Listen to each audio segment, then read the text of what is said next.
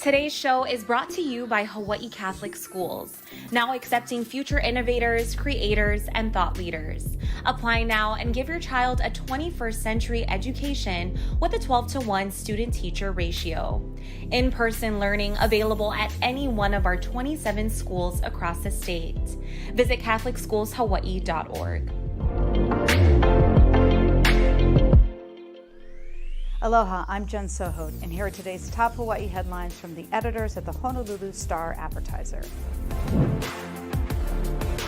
City officials say they are putting the rent and utility relief program on temporary pause after receiving 5,000 new applications.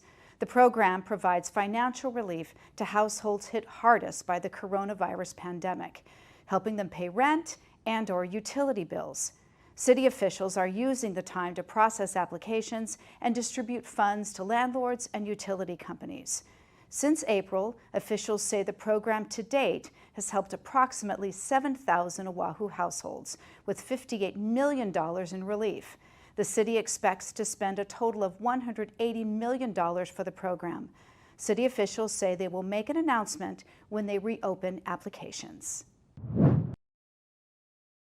Hawaii health officials today reported 565 new coronavirus cases. One coronavirus-related death on Oahu was reported today.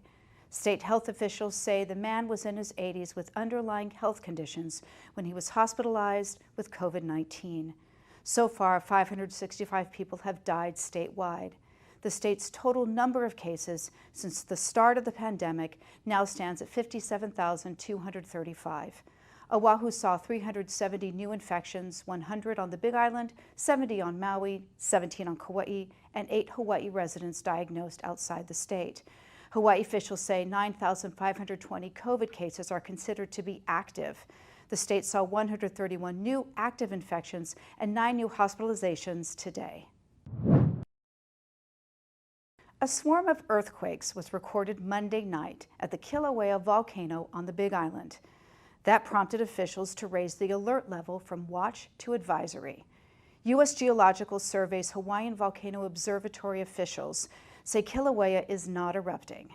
They recorded a particular strong sequence of tremblers at about 1:30 this morning and over 140 earthquakes by 4:30 this morning.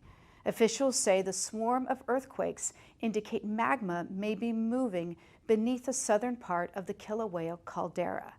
The activity is confined within the Hawaii Volcanoes National Park. Scientists will continue to monitor the situation and issue any changes to the alert level accordingly. Prosecutors have charged 2 homeless men in separate alleged attacks against kupuna on Oahu. Gabriel Fia'ai appeared Monday at Honolulu District Court on a second-degree robbery charge involving a 73-year-old man. He is being held at the Oahu Community Correctional Center in lieu of $20,000 bail.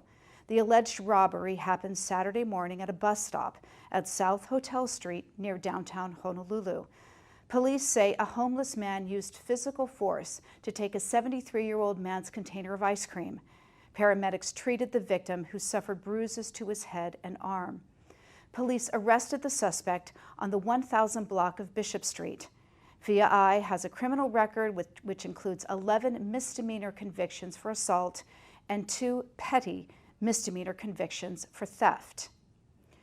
In a separate incident on August 17th, a 73-year-old woman was allegedly punched in the face by a homeless man after exiting a store on Mauna Kea Street. The homeless man, identified as Thomas M. Kunishima, was charged with second-degree assault and is being held at OCCC. His bail is set at $15,000.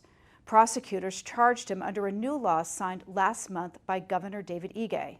The law makes intentionally or knowingly causing bodily injury to a person aged 60 or older a Class C felony.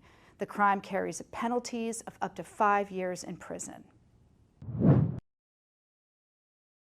A toddler is alive today, thanks to a U.S. Army soldier who saved his life earlier this month in Laie.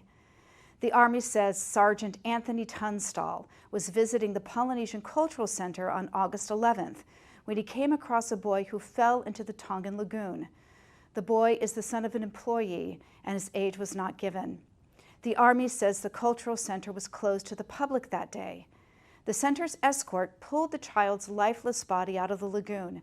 Tunstall, a trained emergency medical technician, provided first aid and CPR to the boy. He was able to revive and stabilize the child until paramedics arrived. Tunstall is a member of the Task Force Oceania, which is intended to build relationships with island nations in Polynesia, Melanesia, and Micronesia.